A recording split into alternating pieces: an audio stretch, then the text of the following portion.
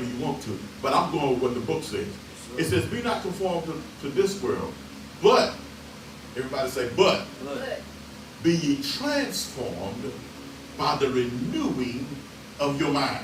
Now, when we hear that, we've heard that preached many times. We've heard it preached many times. We heard it preached many times. But you got to understand what it's saying. It is one of the primary principles for you to change. You cannot change if your mind don't change. If your mind doesn't change, you won't change. If how you think about alcohol doesn't change, you won't quit drinking. If how you think about smoking weed doesn't change, you won't quit smoking weed. If what you think about, how you think about fornication, if you think fornication is okay, and this, you're not going to change, because you're not going to see any, you don't change anything that you see okay. You got to fall out with the devil in order for you to change from the devil. But see, that happens in time. There's something that you got to work out. And I don't say that to condemn anybody, but what I am asking you is to look at it again. Look at it again. Look at abortion again. But this time when you look at it the way God looks at it. That's how we're supposed to do it, right? When he says, lean not to your own understanding, but in all thy ways acknowledge me, and I will direct your path. Yes, he said, Paul said, the life that I now live, I don't live in the flesh, I live through Christ.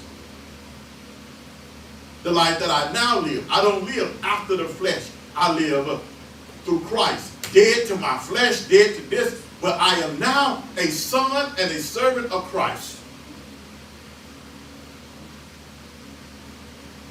But what happens is, we brought so many people into the church and haven't taught them anything about the church. Or they don't go to Bible study. They don't read their Bible. They just come and catch a good sermon because they're looking for an answer and not getting a solution. You ever help a child with homework and they say, what's the answer? If you keep giving them the answer, will they ever finish solve the problem? So we want God to keep giving us answers without knowing how to solve the problem. See, Jesus didn't come down and say, okay, I'm going to just throw you salvation. Come on back up to heaven. That is not what he did. He made a way for us to get back and then told us to work out our own salvation with fear and trembling. We each got to work that thing out on our own. I can preach to you till I'm blue in the face, but when will you get it? Not when I get it. You won't get it when I get it. You will get it when you get it. Yes, sir. I'm like, God, how come they can't get it? He said, everybody ain't got it like you got it. Number one. He said, there's some things that they got you ain't got. There's some things you got they ain't got.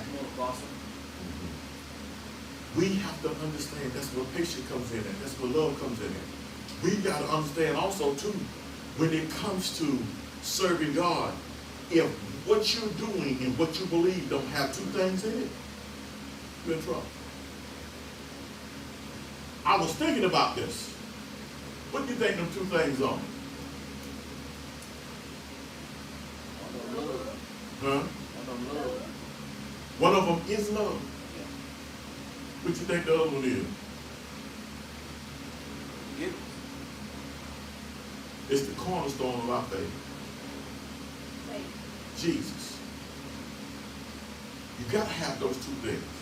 The reason why I tell you that, the reason why I don't accept faith is because everybody got faith. The Muslims got faith. The Hebrew Israelites got faith. The Buddhists got faith. Everybody has faith. It is given unto every man a measure of faith. So everybody got faith. But your faith can fail. Jesus said that. I pray that your faith, we told Peter, that your faith fail you not. What you believe doesn't fail you. How can what I believe fail me when it ain't the right thing? There are two things that you got to have. If there is no love and Jesus ain't the center, because Jesus answered everything that every other religion said. And some folks will say, we got Jesus, but you ain't got no love. Because I watch how you present your gospel. I watch how you preach. I watch how you deal with people. You don't deal with them from a place of love. You deal with them from a place of pride. And anytime that my love or what I say I got doesn't show love for every man, if I'm only showing love for one person, I'm finna get in trouble, but I don't care. Because at one time, the gospel was used to keep black folks down. Now the gospel is being used to raise black folks up above everybody else. That's because the oppressed has now taken on a percent to be the oppressor. And God never called us to oppress anything but the devil.